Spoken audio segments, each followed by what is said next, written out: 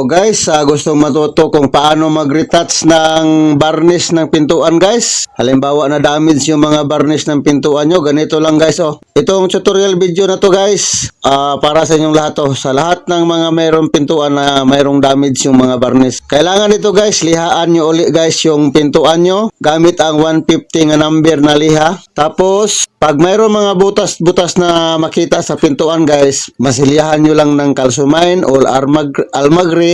Haluan nyo lang ng sanding sealer yung almagre guys para hindi siya basta-basta matagak or malaglag yung masilya natin.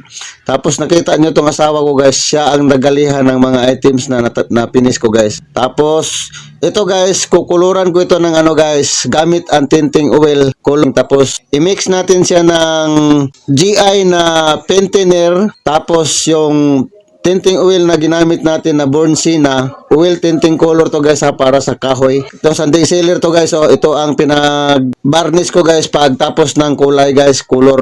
Yan guys, yan ang first coating natin yan guys. Pagkatuyo nito guys, pwede na natin to siyang lihaan uli para makintab yung trabaho natin. Hipuin mo lang siya or himasin para malaman mo kung makinis na yung trabaho natin.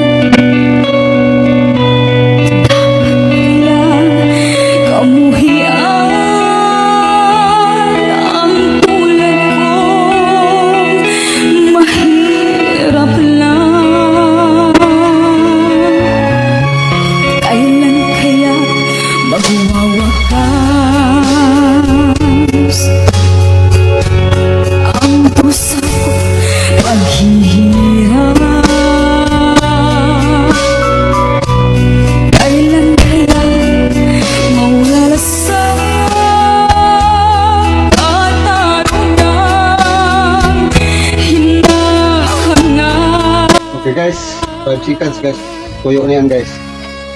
Tapos pagkatuyo na yan guys, lihaan na natin yan. Ang gamitin natin liha guys, 150 number. Karon guys, mag-glass finish na ta guys sa ito ang pintuan guys. Kumana na siya open guys, sanding sealer. Pagdili na po ito sa pangpaslinaw ng varnish. Kuhanin sa varnish guys, nipon. Medyo matagal-tagal sa mga tuyo guys. Patuyo ito sa guys, mga 2 hours. Pwede na pwede na ito. Pero kapawan pa rin siya guys, i-double pa rin siya para matintab talaga.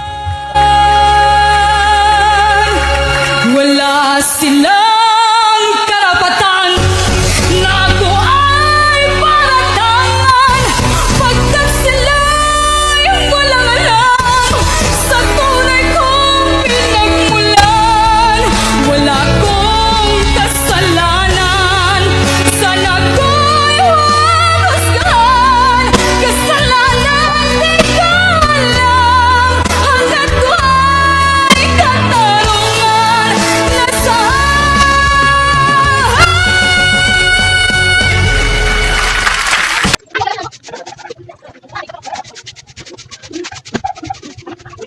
Okay guys, finish na siya guys sa halagang 6,000 guys. Ito guys pag malapit lang to guys, dito lang sa Maragusan, libre tao na to siya guys, libre kabit na to. Sa halagang 6,000, libre deliver. Pakita ko sa inyo ang buo guys Ayan guys ito na ang finish na guys.